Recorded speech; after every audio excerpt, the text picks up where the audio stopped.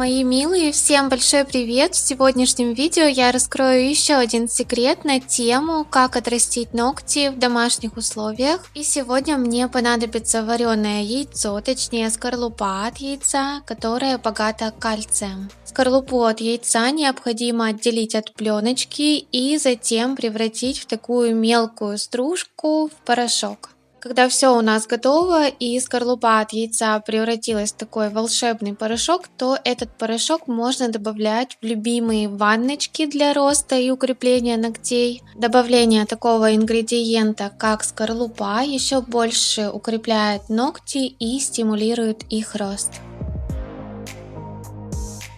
Также яичную скорлупу можно добавить в маску для роста ногтей. Например, в маску на основе оливкового масла, в которой необходимо держать ноготочки примерно 10 минут, а затем все тщательно смыть водой.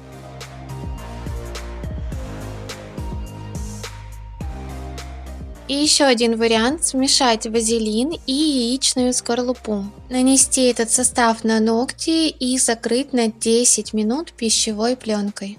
Во всех трех вариантах яичная скорлупа является дополнительным ингредиентом, который стимулирует рост ногтей и укрепляет ногти. На этом все. Вот о таком секретном ингредиенте мне хотелось сегодня вам рассказать. Спасибо, что смотрите мой канал. Увидимся с вами обязательно в других видео. Пока-пока.